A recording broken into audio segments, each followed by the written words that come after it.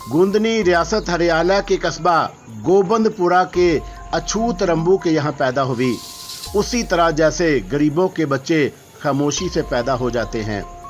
रात गए जब रंबू चर्च के नशे में धुत देवरी में पड़ा था और रसीली के दर्द उठा। घर में और कोई नहीं था और शदीद तकलीफ के आलम में उसने रंबू को झंझोड़ कर उठाने की कोशिश की, लेकिन रंबू तो उस वक्त अंदर सभा में बैठा दम लगा रहा था। वो आंखें बंद किए मुस्कुराने के सिवा और कुछ ना कर सका। वो मंत्री की हैसियत से हरियाणा के अवाम को बताएगा कि राजकमल कैसी साजिशी है। उसने हरियाणा का ताज छीन लिया है और चौंका राजकमल इकरार कर चुकी होगी, इसलिए ये काम मुश्किल ना होगा। बहुत से मुअज़्ज़िज़ीन ये गवाही देंगे। चुनाचा राजकमल को माजूल करके गिरफ्तार किया जाएगा और फिर उसे फांसी दे दी जाएगी। ऐसी शक्ल में हरियाणा के राजगद्दी के लिए प्रताप दयाल से उम्दा शख्स और कौन होगा? अवाम का हमदर्द और सच्चा मंत्री। और फिर शर्मिला उस रियासत की रानी होगी। यही वादा उसने शर्मिला से किया था, लेकिन राजकमल ने उसके सारे सपने तोड़ दिए और वह जिस अंदाज से उससे पेश आई थी वह अजीब था। प्रताप की समझ में तो कुछ नहीं आया था और वो तो प्रताप प्रणाम लाल से ऐसा इज़हार इश्क कर रही थी कि जैसे ज़माने भर की सावित्री हो। आखिर तन्हाई में ये ढोंग कैसा? वो प्रताप को क्या बावर कराना चाहती है? अहमक नौजवान ने अभी गोंदनी चमारन के तलवों की खाक भी नहीं पाई थी। वो सपने में भी नहीं सोच सकता था कि चांद की तरह चमकदार आंखों वाली, हीरे की तरह दमकती पेशानी वाली उस नागन के अंग अंग में जहर कातिल भरा हुआ है। प्रताप जैसे गिद्धों को तो वो सिर्फ एक फुंकार मारकर ख़त्म कर सकती है और अब खुद प्रताप का जीवन खतरे में है। अपने दिल से उतरने वालों के लिए वो ज़िंदगी ज़रूरी नहीं समझती। राजकमल के बारे में सोचते सोचते वो उलझ गया तो उसने शर्मिला को तलब कर लिया। शर्मिला उसके लिए सुकून की दुनिया लाती थी। उसकी खूबसूरत और सादा आंखों में वो कायनात का सारा हुस्न पा लेता था और उसके बाद उसकी तबीयत इस कदर असीर हो जाती थी कि उसे किसी और चीज़ की आरज़ू नहीं रहती थी। शर्मिला उसकी आगोश में मचलती रही और उसने अपने बाजों में शर्मिला को जकड़ते हुए कहा, मैं देखूंगा कि किस कदर चालाक है। मैं उसका तिलस्म तोड़ दूंगा और मैं उसका सारा गुरूर खाक में मिला दूंगा। शर्मिला, किसकी बात कर रहे हो प्रतापी? शर्मिला ने पूछा। राजकमल की, नागन राजकमल की। और अभी मुझे बहुत से लोगों को रास्ते से हटाना होगा, बहुत से लोगों को। ये आज कैसी बातें कर रहे हो प्रताप? किसे रास्ते से? और शर्मिला घबरा कर बोली, राजकमल को, रानी राजकमल को। मगर क्यों? उसने क्या किया है? हरियाणा का शहंशाह मैं बनूंगा शर्मिला। बूढ़े प्रणाम लाल ने से हटा दिया गया है, अब कौन सी रुकावट बाकी है? प्रताप, जुनून, हाय राम, तो क्या महाराज प्रणाम लाल की हत्या तुमने की थी? शर्मिला घबरा कर बोली और प्रताप चौंक पड़ा। उसे सादा सी लड़की के इस कदर बेकाबू नहीं होना चाहिए था। चुनाचा वो संभल गया। ये बातें तुम्हारी सोचने की नहीं है शर्मिला। बस अब तुम जी भरकर आराम करो, मेरी तबीयत खराब है। प्रताप ने उसके होंठ भरते हुए कहा, लेकिन शर्मिला का तो खून खुश्क हो गया था। प्रताप की मौत उसे घेर रही थी। उसने प्रणाम लाल के कत्ल की तरवीद की ज़रूरत भी नहीं समझी थी और वह इस बात से भी बेखबर था कि शर्मिला के दिल पर क्या गुजरी होगी। उसका प्रेमी एक हत्यारा है और उसने हरियाणा के महाराजा को कत्ल किया है और वो महारानी के कत्ल का सोच रहा है। वो खामोशी से प्रताप के महल से बाहर निकल आई। वो इस तरह सहमी हुई थी कि प्रताप को अभी तक वो एक सच्चा प्रेमी समझती थी। प्रेम करने वाले किसी की जान नहीं लेते, वो तो सिर्फ प्रेम करना जानते हैं। अपने मकान की तरफ बढ़ते हुए वह यही सोच रही थी कि रात गुजर चुकी है और चारों तरफ अंधेरा छाया हुआ था और अभी वो अपने मकान से दूर ही थी कि अचानक उसने अपने अकब में आहट सुनी और इससे पहले कि वह पलट कर देखे, अचानक एक स्याह सी शय उसके सर पर आ पड़ी और शर्मिला की समझ में कुछ नहीं आया। स्याह शय ने उसे लपेट लिया और उसका दम घुटने लगा। किसी ने उसे उठाकर उसे कंधे पर डाला और चल पड़ा। शर्मिला इतनी सहमी हुई थी कि पाँव भी न मार सकी। वो कंबल में लिपटी हुई थी और उसे किसी तरफ से हवा नहीं मिल रही थी। चुनाचा चंद साथ के बाद उसके हवास जवाब दे गए। ना जाने कितनी देर के बाद उसकी आंख खुली और वो किसी छप्पड़ खट पर पड़ी हुई थी। सामने एक दरवाज़ा था जो खुला हुआ था और दरवाजे की दूसरी तरफ कोई साधु कृष्ण भगवान की मूर्ति के चरणों में सर झुकाए बैठा था। काफ़ी देर तक तो उसकी समझ में कुछ नहीं आया और फिर उसने उस कमरे का जायज़ा लिया जिसमें वो मौजूद थी। दीवारों पर साधुओं और देवताओं की तस्वीरें आवीज़ा थी। एक स्टैंड पर त्योमान जी का बुत रखा हुआ था। बड़ा पाकीज़ा माहौल था। लेकिन वो यहाँ कहाँ से आ गई? उसे तो कंबल डालकर उठा लिया गया था। वो दहशतज़दा हरनी की तरह उठ गई और उसके पूरे जिस्म में सर्द लहरें दौड़ रही थी। वो यहाँ से भाग जाने की सोच रही थी कि दबे कदमों वो उठी और चोरों की तरह दरवाजे की तरफ बढ़ी और फिर दरवाजे से बाहर निकल आई। साधु महाराज भगवान के चरणों में झुके हुए थे। करीब से जिसे देखकर शर्मिला ने उन्हें पहचान लिया। ये तो ग्रंथु महाराज थे, महान साधु और जिनकी अजमत का सिक्का पूरे हरियाला पर बैठा हुआ था। लेकिन वो उसे यहाँ क्यों लाए हैं? और इस तरह तो राज मंदिर है। और वो दबे पांव दरवाजे की तरफ बढ़ी और उसी वक्त ग्रंथु महाराज की आवाज़ गूंजी, जा रही हो शर्मिला। और शर्मिला के पांव मन भर के हो गए और उसके चेहरे पर खौफ उभर आया। हमारा मन भगवान के चरणों में है, लेकिन मन के द्वार खुले हैं शर्मिला। अगर जा रही हो तो जाओ, हम भगवान से तुम्हारे जीवन की प्रार्थना करेंगे। शर्मिला एक इंच आगे नहीं बढ़ी और उसकी समझ में नहीं आ रहा था कि ये सब क्या है। महाराज को क्या पड़ी थी कि वो उसे उठाकर लाते और फिर उसका शुबा दूर हो गया। वो वापस पलट आई। रामशंकर, ग्रंथु महाराज ने पुरोब आवाज में कहा और भगवान के चरणों से उठ खड़े हुए और फिर उन्होंने शर्मिला को गहरी नज़रों से देखा और बोले, तुमने ये भी ना पूछा शर्मिला कि तुम यहाँ कैसे आ गई?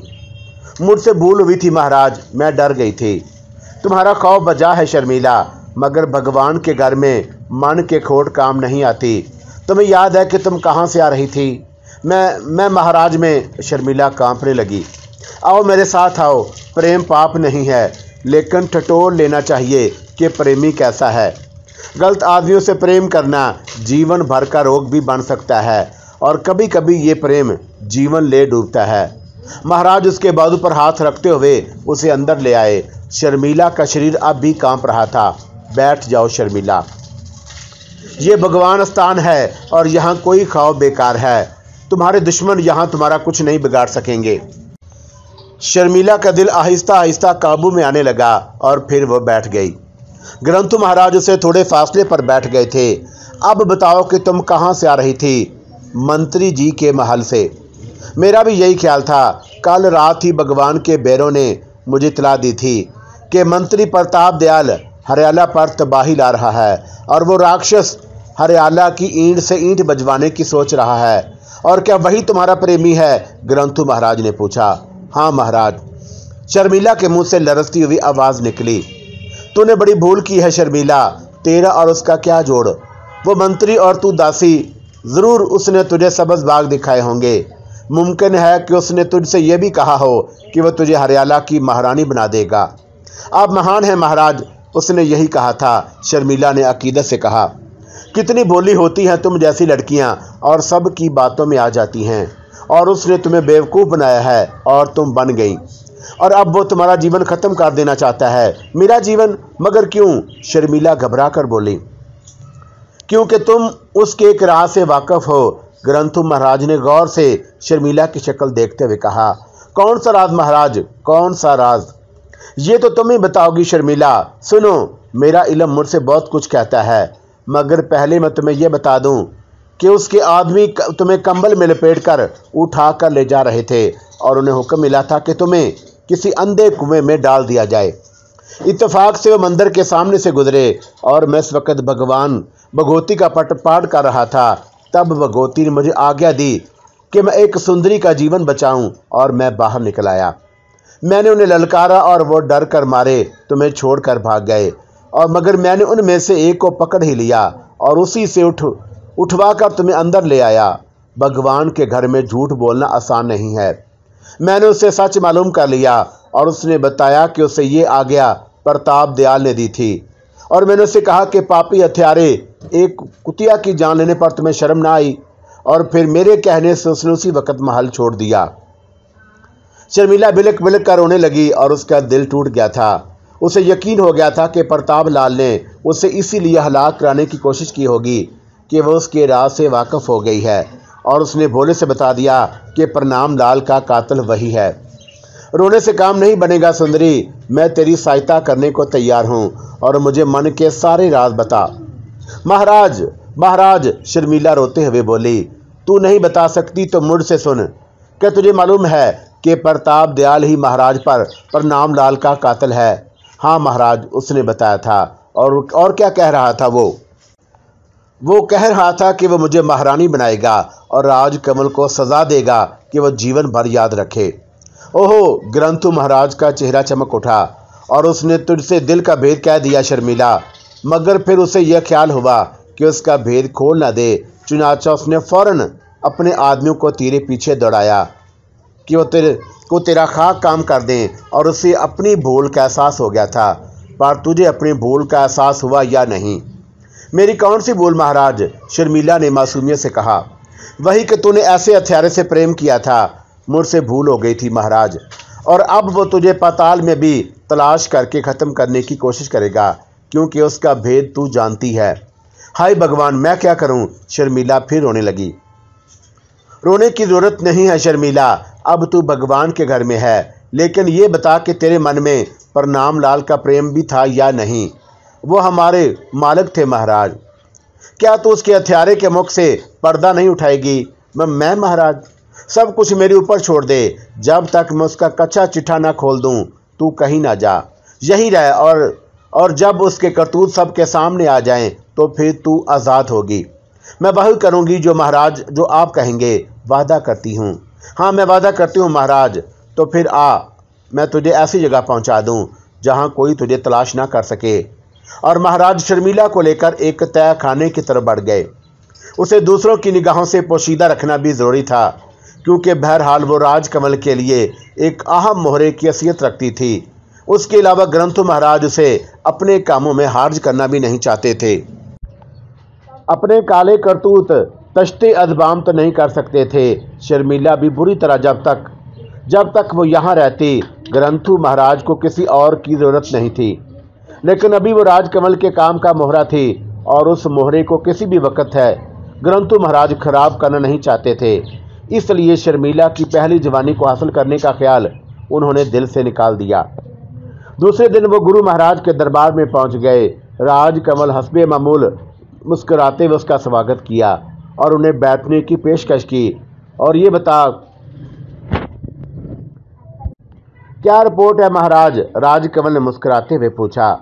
गुरु महाराज का दास भला नाकाम रह सकता है? ग्रंथु महाराज ने मुस्कुराते हुए कहा। हम जानते हैं ग्रंथु जी, इसीलिए हमने आपका जीवन बचाया है, वरना महाराज अब इस संसार में ना होते। लेकिन अब तो आप बड़े खास काम के आदमी हैं, और हमने 2 आदमियों का इंतखाब किया है, एक रूपा और दूसरे आप। हमारी आशा है कि आप दोनों जीवन भर हमारे साथ रहेंगे। गुरु महाराज की जय। ग्रंथु जी ने हाथ जोड़ते हुए कहा, आप हमारी ताकत से वाकिफ हैं महाराज। जानता हूँ महारानी, आप कुछ नहीं जानते। वो कल का छोकरा प्रताप हमारे सामने सर उठाने की कोशिश कर रहा है। हम चाहें महाराज तो हरियाला नरक का नमूना बन जाए, और राजमहल में खून रेजी शुरू हो जाए, लोग एक दूसरे को कत्ल करना शुरू कर दें। अगर कभी ज़रूरत पड़ी तो हम अपने दावे को सच कर दिखाएंगे। खैर छोड़ो इन बातों को। हाँ, ये बताओ कि शर्मिला से क्या रही? भोली फाख्ता अब मेरी मुट्ठी में है, और वही कहने वही करने को तैयार है जो हम चाहेंगे। खूब। ग्रंथु महाराज क्या इनाम मांगते हैं? इनाम? ग्रंथु महाराज के होंठों पर जुबान फेरते हुए बोले, हाँ, आप हमारे लिए बहुत काम करते हैं, और हमसे इनाम भी मिल ना सकेगा महारानी। ग्रंथु महाराज ने घबराते हुए कहा, बताएं तो सही। मेरी आशा आप थी महारानी जी, क्षमा कर दें। आपने पूछा, मैंने बता दिया। परंतु आप महान हैं, मैं आपको गुरु समझता हूँ। चेला ये जुर्रत नहीं कर सकता। अगर देना चाहती हैं महारानी तो रूपा को 1 रात के लिए दे दें। ग्रंथु जी बोले। राजकमल को हंसी आ गई और उसकी आंखों में सुरूर लहरा रहा था और आज वो अजीब से मूड में थी। एक महान साधु उससे खैराते हुस्न तलब कर रहा था और वो उसे और तड़पाना चाहती थी और वो खुद को इतना सस्ता नहीं समझती थी कि ग्रंथु जैसे अबलहूस कुत्ते उसके पास फटक सकें। उसने अपने बदन की कीमत तो बहुत ऊंची रखी थी, लेकिन ग्रंथु महाराज की दूसरी बात भी बहुत दिलचस्प थी। रूपा तो भेड़ों का छत्ता थी, वो ग्रंथु महाराज की वो दुर्गत बनाती कि वो भी याद रखते। चुनाचा उसने मुस्कुराते हुए कहा, आपने इनाम नहीं ग्रंथु महाराज बल्कि मौत मांगी है। रूपा नागन है और आपने उस पर बुरी निगाह डाली तो वह पलटकर ऐसा डसेगी कि जान के लाले पड़ जाएंगे, इसलिए उसका ख्याल छोड़ दें। महल की दूसरी दासियां उससे कहीं ज़्यादा हसीन हैं और मैंने आपको उनके लिए तो नहीं रोका, और सब एक जैसी होती है, उसके अलावा कुछ और तलब करें महाराज। बस यही आशा थी। गुरु महाराज की आज्ञा नहीं है तो ना सही, बाकी सब कुछ मौजूद है। कितनी दासियां आपके पास आ चुकी हैं महाराज? बस गुरु की कृपा है। ग्रंथु महाराज हंसते हुए बोले, आपने हम जैसी भी कोई पाई? खुशामद नहीं महारानी जी, भगवान ने आपको अकेला ही बनाया है। ग्रंथु महाराज लड़ते हुए बोले और राजकमल हंस पड़ी। देर तक हंसती रही और फिर एक तवील अंगड़ाई लेती हुई बोली, बस अब जाइए महाराज और जल्द ही बाकी काम भी कर डालिए। बस गुरु महाराज की आज्ञा का इंतजार करूंगा। चिंता न करें और बहुत जल्द हम दरबार जाएंगे। राजकमल ने मुस्कुराते हुए कहा और ग्रंथु महाराज उठ गए। पूरे 1 महीने के शोक के बाद रानी राजकमल की हालत इस काबिल हो सकी थी कि वह दरबार में आए, और आज उनका पहला दरबार था। हरियाला के कामों में कोई दिक्कत नहीं थी। मंत्री जी सबको संभाले हुए थे, किसी काम में कोई गड़बड़ नहीं थी। महारानी जी आज इतने दिन के बाद दरबार आई थी, इसलिए आज सिर्फ ताज़ियत करने वाले आए थे। काले लिबास में महाराज राजकमल आसमान से उतरी हुई अप्सरा मालूम हो रही थी। लोगों की आंखें अकीदत से झुकी हुई थीं। प्रताप सोच रहा था कि बिलाशुबा ये औरत अपने रंग में यकता है। शर्मिला तो उसके चरणों की धूल भी नहीं, ना जाने पापन हथियारी कहाँ चली गई। शहर के उमरान ने एक मुश्तरका ताज़ियतनामा पेश किया, जिसे एक आदमी ने पढ़कर सुनाया। फिर उमरा की तरफ से एक दरख्वास्त भी पेश की गई। क्या है और पढ़कर सुनाई जाए, महारानी ने हुक्म दिया। दरख्वास्त में लिखा था कि प्रणाम लाल के कातलों को तलाश किया जाए और उन्हें ऐसी सजाएं दी जाएं कि हरियाला की आवाम के जलते हुए दिल ठंडे पड़ जाएं। पूरी दरख्वास्त सुनने के बाद रानी राजकमल खड़ी हो गईं। हरियाला के मित्रों, महाराज प्रणाम लाल के वफादारों, क्या तुम समझते हो कि हम स्वर्गवासी प्रणाम लाल के कातलों की तरफ से आंखें बंद कर लेंगे? क्या तुम समझते हो कि उनके कातलों को तलाश करने की कोशिश नहीं की जा रही?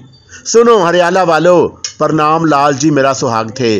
मैं आवाम के राजा और अपने पति की मौत का ऐसा बदला लूँगी कि देखने वाले देखते रह जाएंगे।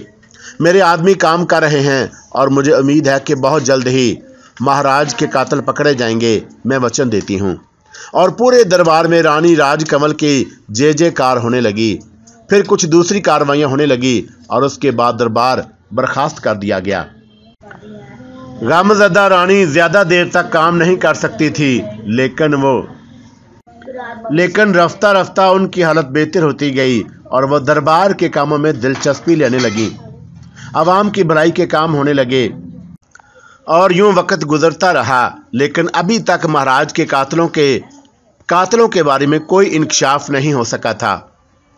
इस दौरान प्रताप ने 2-3 बार राजकमल से राब्ता करने की कोशिश की, लेकिन राजकमल ने हमेशा उससे कहा था कि प्रणाम लाल की अचानक मौत ने उसके दिल को बहुत तकलीफ पहुंचाई है और अब वो किसी और की आगोश में जाकर स्वर्गवासी प्रणाम लाल की आत्मा को तकलीफ नहीं दे सकती। प्रताप इस जवाब से सख्त झंझला गया था। ना जाने कमबख्त शर्मिला भी कहाँ जा मरी थी, उसका सुराग ही नहीं मिलता था। बहरहाल अब वो ज़्यादा सब्र नहीं कर सकता था और उसकी वो सरी निगाह इंतखाब लाजवाब पर पड़ी। लाजवंती महल ही में रहने वाले एक सरकारी ओहदेदार की लड़की थी। प्रताप दयाल को दरमियाने कद की ये हसीन लड़की पसंद आ गई। उसने सूरजलाल से पींगे बढ़ाना शुरू कर दी और पहले उसने सुराग के अमले को अचानक चेक किया और उनके काम की बेपनाह तारीफ़ें की और उनकी तनख्वाहों में भारी इजाफा कर दिया। सूरन लाल सीधा साधा आदमी था। वो प्रताप लाल का ममनून कर्म हो गया और फिर जब उसे प्रताप के महल से बिमा अहलो अयाल के दावत मिली तो वह नहाल हो गया। उस दयालु मंत्री ने उसकी बेहद इज्जत व अफजाई की। चुनाचा अपनी 3 बेटियों और बीवी के साथ वो प्रताप के महल में गया। प्रताप ने उसकी खूब खातर की थी और फिर वो लाजवंती को लेकर महल दिखाने चल पड़ा। दूसरे लोगों को उसने चालाकी से काट दिया और हरदयाल और अपनी माँ के सुपुर्द कर दिया था। लाजवंती पढ़ी लिखी थी और फिर औरत मर्द के मामले में बहुत चालाक होती है। उसने भी सोचा कि खूबसूरत वजीर अगर उनकी ज़ात में दिलचस्पी लेगा तो लुत्फ़ आ जाएगा। चुनाचा उसने नाजो अदा हथियार तैयार कर लिए। प्रताप दयाल फूलों के हसीन कंज के करीब से गुजरा था और उसने को खूबसूरत फूल तोड़ लिया। प्रताप रुक गया था। मंत्री महाराज, लाजवंती शर्माए हुए लहजे में बोली, लाजवंती देवी, और ये आपने मेरे नाम की मट्टी खराब कर दी। मंत्री महाराज तो दरबार में ही अच्छा लगता है। मेरा नाम प्रताप दयाल है और आप सिर्फ प्रताप कहेंगी, समझी? एक शर्त पर, लाजवंती ने शर्माते हुए लहजे में कहा। शर्त भी बता दो। प्रताप उसके झुके हुए चेहरे की तरफ हसीन सीने और उससे नीचे निगाह दौड़ाते हुए मुस्कुराकर बोला, और उसे सडोल जिस्म वाली यह हसीना बहुत पसंद आई थी। आप भी मुझे लाजो कहेंगे? लाजो? और प्रताप मुंह ही मुंह में मजा लेते हुए बोला, हाँ, घर वाले प्यार से मुझे इसी नाम से पुकारते हैं। तब ठीक है, और हम भी प्यार से लाजो ही कहा करेंगे। लेकिन सवाल ये है कि कब कहा करेंगे? सिर्फ आज या आज के बाद भी? मैं नहीं समझी प्रताप साहब।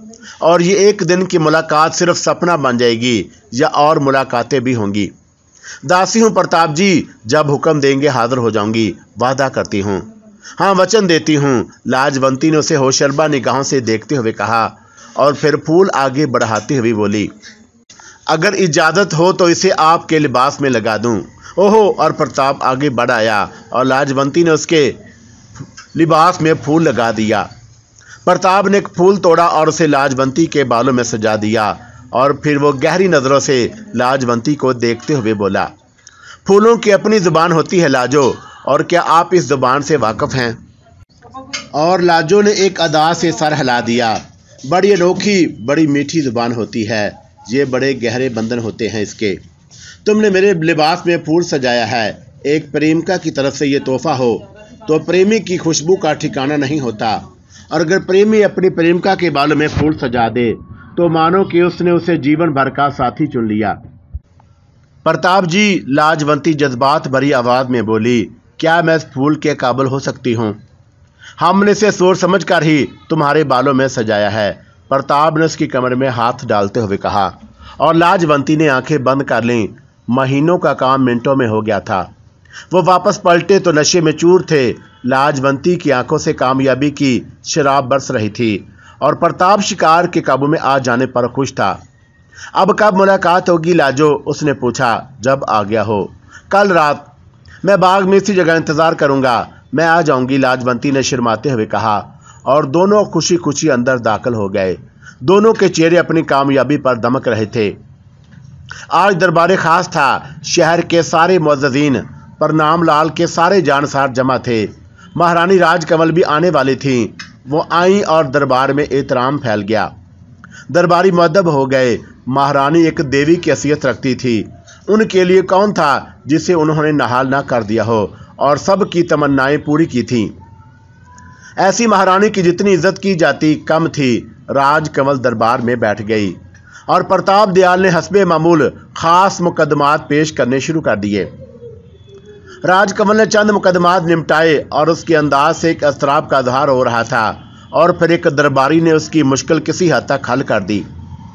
मैं महारानी से एक सवाल करना चाहता हूँ, उसने खड़े होकर कहा और राजकमल ने संजीदा निगाहों से उसे देखा। गुस्ताखी की माफ़ी चाहता हूँ महारानी। मैं मालूम करना चाहता हूँ कि महाराजा प्रणाम लाल के कातिल कहाँ गुम हो गए। अभी तक उनके बारे में कोई पता क्यों नहीं चल सका? महारानी राजकमल के चेहरे पर उदासी फैल गई। उसने गमगीन निगाहों से दरबार हाल में बैठे हुए एक एक शख्स का चेहरा देखा और प्रताप दयाल की तरफ देखती हुई बोली, प्रताप दयाल, सवाल का जवाब दो। और प्रताप दयाल बुखला गया। उसके पास इस सवाल का कोई जवाब नहीं था। उसने अजीब सी नज़रों से राजकमल का चेहरा देखा और कुछ ना समझ सका। ताहम जवाब देना ही था, चुनाचा वो गला साफ करके बोला, मेरे मित्रों, स्वर्गवासी प्रणाम लाल की याद हमारे दिलों से मिटी नहीं है। हम पूरी कोशिश कर रहे हैं कि उनके कातलों को खोज लिया जाए। हमारे खोजी दिन रात इस काम में लगे हुए हैं, लेकिन कातिल बहुत चालाक मालूम होता है। उन्होंने अपना कोई निशान नहीं छोड़ा, फिर भी हम बहुत जल्द उन्हें गिरफ्तार कर लेंगे। रैनचंद जी और मैं हरियाला की रानी हूँ। महाराज की मौत ने मेरी कमर तोड़ दी है। मेरे जीवन में अब कुछ बाकी नहीं रहा, सिवाय उस आस के कि महाराज के कातलों का खोज निकालकर उन्हें सजा दूं, और इससे मेरी आत्मा को शांति मिलेगी। लेकिन इसके बावजूद मैं औरत हूँ और मैंने प्रताप दयाल को पूरे इख्तियार दे दिए हैं कि वह प्रणाम लाल जी के हथियारों का खोज निकालें। बाकी काम प्रताप दयाल का है। मैं महारानी की आज्ञा का पालन करूंगा, प्रताप दयाल आहिस्ता से बोला। और उसी वक्त दरबार हाल के दरवाजे पर ग्रंथु महाराज नजर आए और राजकमल के चेहरे पर मसरत की लहर दौड़ गई। ओहो ग्रंथु महाराज, उसने कहा और तख्त से खड़ी हो गई। दूसरे दरबारी भी चौंक कर जल्दी से खड़े हो गए।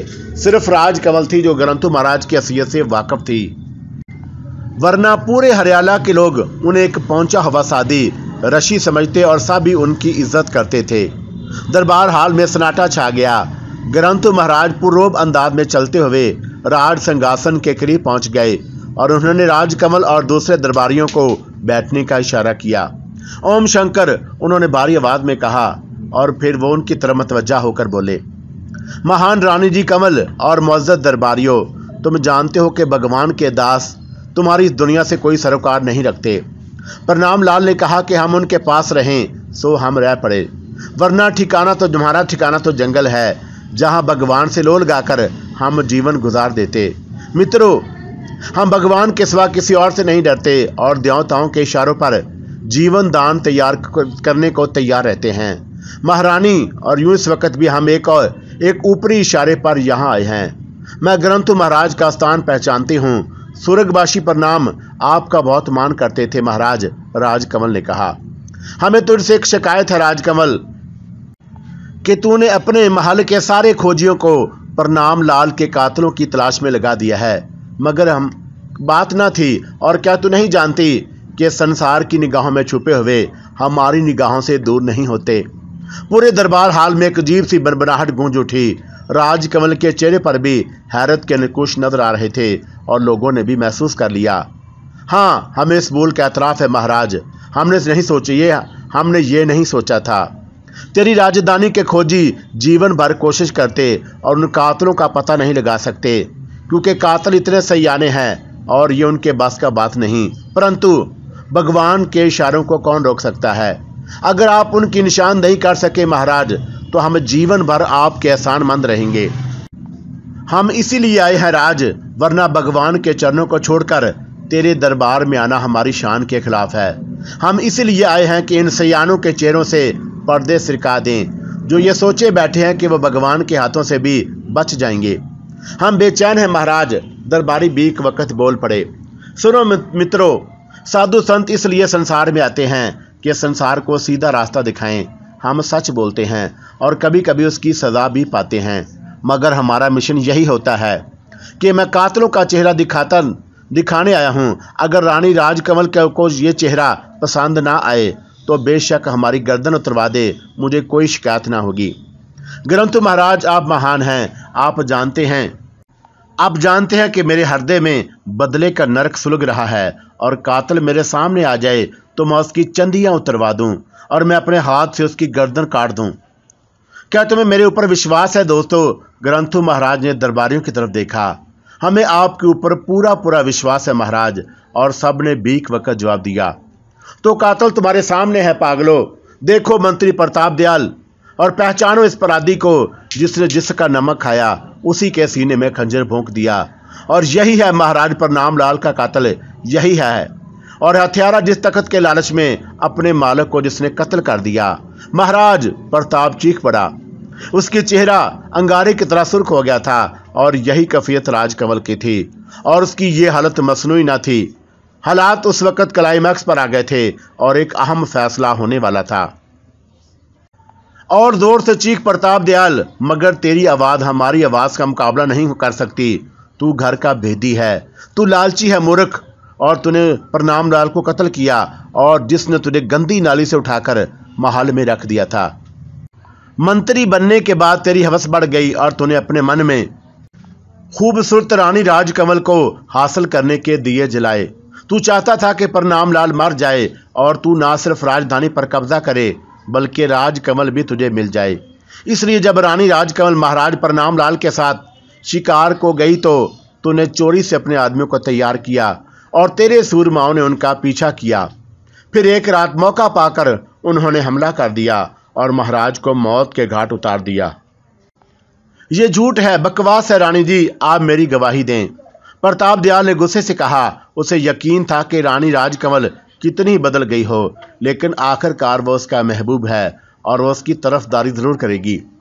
लेकिन राजकमल के चेहरे से तो आग बरस रही थी और वह शायद गुस्से के आलम में खड़ी हो गई और उसके पूरे बदन पर लर्जा तारी हो गया। और फिर वो घुराई हुई आवाज में बोली, अगर ये सच है प्रताप दयाल, अगर तूने हमारी मांग उजाड़ी है तो हम तेरी गर्दन अपने हाथों से उड़ाएंगे। और ये बिल्कुल सच है महारानी, पूछो प्रताप दयाल से, और मेरी से कोई दुश्मनी नहीं है और मैं इससे पहले से कभी मिला भी नहीं, और फिर मैं इसका दुश्मन क्यों बन जाता। मुझे ऊपर से इशारा मिला और मैं सच बोलने आ गया और एक और सच बोलने वाले को भी साथ ले आया।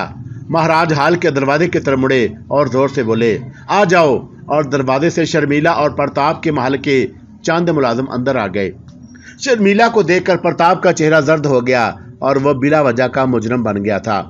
शर्मिला अंदर आ गई तो ग्रंथ महाराज ने राजकमल की तरफ मतवज्जा होकर कहा, यह प्रताप दयाल की प्रेम का शर्मिला है। पहरेदारों, क्या तुम गवाही ना दोगे कि अक्सर प्रताप दयाल की रातों में उसके साथ होती थी। यह सच है महाराज, पहरेदारों ने कहा। अब तू बोल सुंदरी, परवाह मत कर, तेरा जीवन रक्षा की जाएगी। क्या एक रात प्रताप दयाल के आदमियों ने तुझे हलाक करने की कोशिश नहीं की थी? की थी महाराज, शर्मिला ने कांपते हुए कहा। क्यों? ये पापी भूल में मुझे यह बता गया था कि उसने प्रणाम लाल को कत्ल किया है और फिर उसे ख्याल आया कि उसने तो मुझे भी कत्ल करने की ठानी और उसने तेरे सामने इकरार किया था। हाँ महाराज, इसने बार बार मुझे रानी बनाने के वादे किए थे। ये कहता था कि एक दिन रानी राजकमल को भी तख्त से हटा दिया जाएगा और फिर उसका राज होगा और वह मुझे रानी बना देगा। इसने कहा था प्रणाम लाल जी के रास्ते से हट गए हैं, अब सिर्फ रानी राजकमल बाकी है। शर्मिला और प्रताप दीवाना होकर चीखा, तुम्हारे करतूत तो खुल गए हैं मंत्री जी, अब तुम खुद को ना छुपा सकोगे। तुम ग्रंथु महाराज का भी अपमान कर रहे हो और हम तो इंसान हैं, भगवान तक तुम्हें माफ नहीं करेंगे। दरबारियों में से एक ने कहा, यह झूठ है, बकवास है, राजकमल झूठी है और वो मान ले प्रताप, मान ले, अब तेरी जान नहीं बढ़ सकती। ग्रंथु महाराज बोल पड़े। प्रताप ने अपनी पेटी से खंजर खींच लिया और वह गुस्से से पागल हो गया था। मैं तुझे नष्ट कर दूंगा झूठे साधु, और वह खंजर लेकर ग्रंथु महाराज की तरफ लपका। लेकिन गुस्से से बेकाबू दरबारी उस पर टूट पड़े और प्रताप दयाल को नीचे गिरा दिया गया। दरबारी इस कदर तैश में आ गए थे कि उन्होंने प्रताप का खंजर छीनकर उसके सीने में भोंक दिया और दरबार हाल में उसकी चीखें गूंजती रहीं। खंजरों की मतअद्दद वार हुए थे और वह चंद लम्हे तड़पा और फिर साकत हो गया। राजकमल ने सुकून की सांस ली थी। उसने आगे बढ़कर प्रताप लाल की लाश पर थूक दिया, तू इसी काबिल था प्रताप, तू इसी काबिल था। और फिर वो ग्रंथु महाराज के चरणों में झुक गई। आप महान हैं महाराज, आपने हमारे मन को शांत कर दिया है। ये सब भगवान की मेला है महारानी, हम साधु सनत तो इसके इशारों पर काम करते हैं, हमें आज्ञा दो। और ग्रंथु महाराज पलट कर वापस चल पड़े और फिर वो हाल से निकल गए। तूने हमारी सहायता की है शर्मिला, तू किसी बात की चिंता ना कर, तेरा कोई दोष नहीं है। दरबारियों, इस पापी की लाश को शहर भर में घसीटते फिरो। ये हमारे सुहाग का कातल था और ये अपने महाराज का कातल था। हरदयाल के पूरे घराने को भस्म कर दो और उसके खानदान का एक आदमी भी बचने ना पाए। जाओ, जल्दी करो, वह हमारे मन को इसी तरह शांति मिलेगी। आपकी आज्ञा का पालन होगा महारानी, बफरे हुए दरबारियों ने कहा और दरबार बर्खास्त हो गया। राजकमल के होंठों पर शैतान नाच रहा था और शायद डर के मारे शायद वो भी उसी चमारन से खौफजदा हो गया था। हरियाला भर में एक तूफान उठा था और बफरे हुए लोगों ने हरदयाल और उसके कुंबे को जिंदा जला दिया और उनकी कोई बात नहीं सुनी गई। हरियाला के अवाम प्रणाम लाल से इस कदर मोहब्बत करते थे। बहरहाल 3-4 रोज हंगामे जारी रहे। बहर हरदयाल का बेकसूर घराना एक एक शख्स मौत के घाट उतार दिया गया और इसमें भी गोंदनी की चाल थी। हरदयाल बेटे की मौत की शैतानी जहन एक और प्रोग्राम बना लिया और ये प्रोग्राम राज कंवल जैसी औरत के लिए कोई बड़ी हैसियत नहीं रखता था, लेकिन उसे हरियाला की किस्मत वाबस्ता थी और हरियाला अब राज कंवल के हाथ में था। एक बड़ी पूरी रियासत जिसे उसके आबाद करने वालों ने ना जाने कौन कौन से जतन करके आबाद किया होगा, अब एक चमारन के कब्जे में थी और हरियाला की किस्मत को एक नए मोड़ पर ला रही थी। राज कंवल हरियाला की खूबसूरत लेकिन खतरनाक नागन और जिसका हर सांस जहर आलूद होता था, जिसका बराह रास्त शैतान से राब्ता था और जिसकी हर चाल सियासत से भरपूर होती थी।